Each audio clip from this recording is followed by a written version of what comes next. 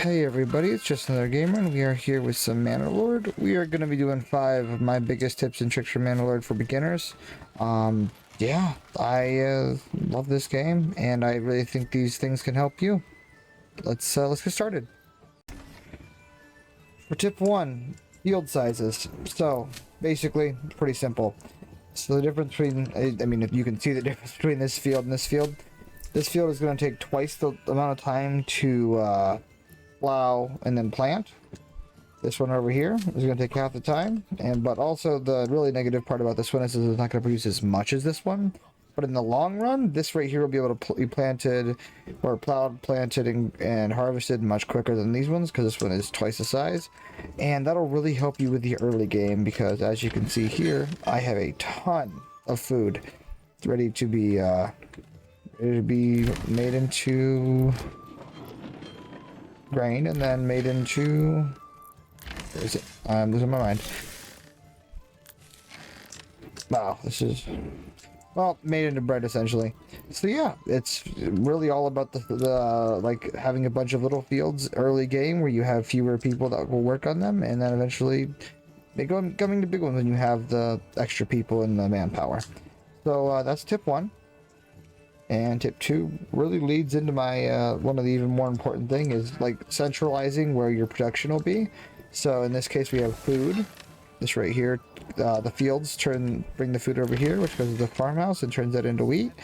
And the wheat gets turned into, I'm having an issue. It gets turned into grain, I believe, and then the grain gets turned into, this may be incorrect. Oh, the grain gets turned into flour, and flour gets turned into bread, I believe. I guess the ecosystem. I could be off, but I'm almost certain. Once I find the building that I have. But yeah, centralizing it all. Making sure, yep, right here. Right here. Yep, grain gets turned into flour, and then flour gets turned into bread. Yeah, having it all in one little location makes it so much easier for everybody.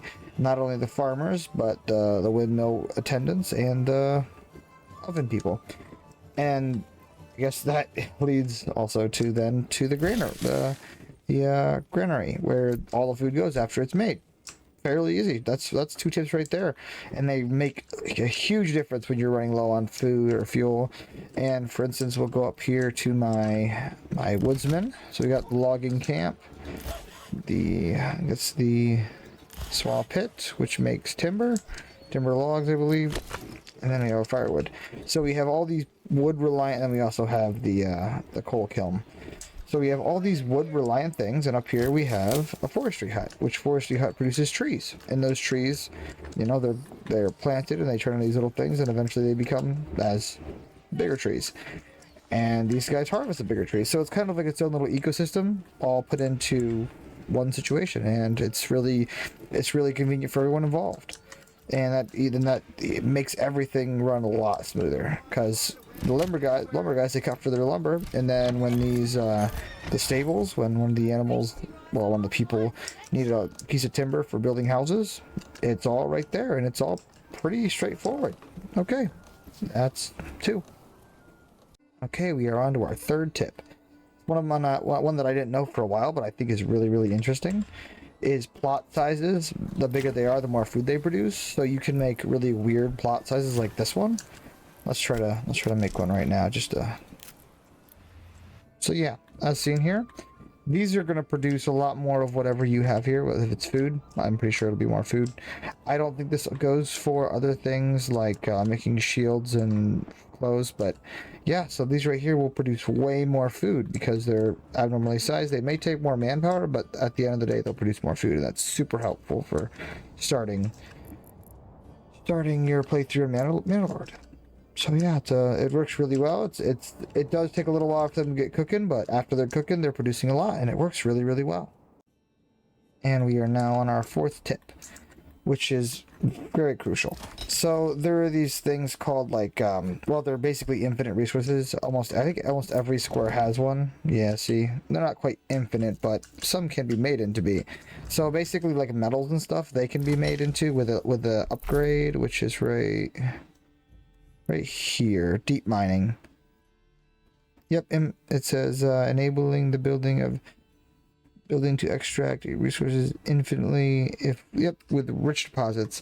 And this can be really, really good for trading and stockpiling, which can result in a ton of money early game. Super helpful. I've used it quite a bit. And this right here, I believe, this isn't manned, but when it is, I have a ton of extra resources that not only fill up my stockpile, but I can also use for trading, and makes everything run a little bit smoother. But awesome one to take advantage of if you're able to.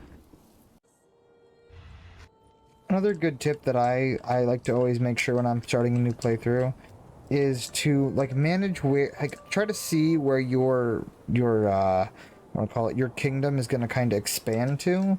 So making sure your residential places have access to, like, have roads and access to where their jobs are going to be, because commute time is a thing.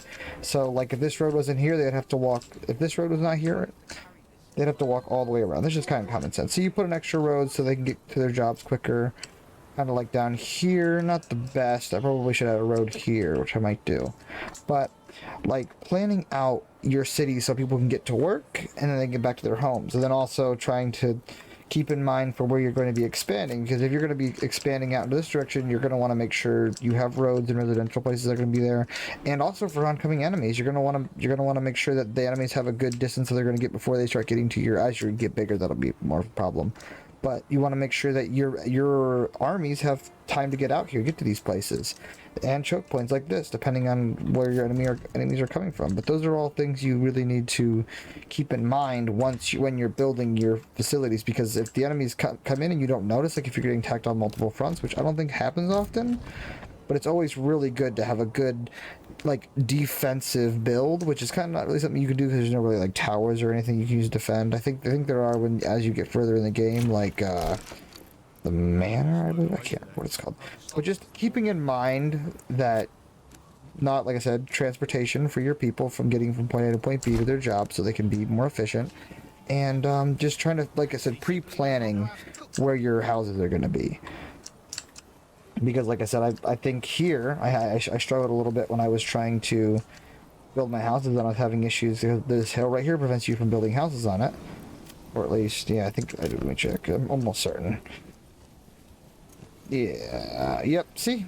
Yeah, just like, so pre-planning that, I didn't put myself in a position where I was going to have awkward houses, because I made sure that I double-checked. So, I mean, it might work there. Yeah, no. But yeah. That's just one thing that I always think about when I first start playing. But yeah, that is the 5th tip. I really hope these helped you guys, because I mean, I know I struggled a lot with a lot of these things, like understanding plot, and I don't know why it took me so long, but it helps. You know, it really does help once you know, like, getting a good understanding of like how all of it works. Like I said, from the making sure everything that you need for a specific job is centralized, making sure you have replenishable goods. Like I said, food was one of the biggest things that I struggle with, and so was wood. Those are the two big main things you need. And making sure you have them constantly flowing in one big circle really, really helps. And these tips are just basic. I know they aren't like the most advanced tips you could have, but they really help me, and I really hope they help you. If you like the video, leave a like, maybe a subscribe. You have anything to comment, maybe I got something wrong, maybe you think I could have explained something a little better, throw in the comments. I really hope this video helps you. Thank you so much, and have an awesome day.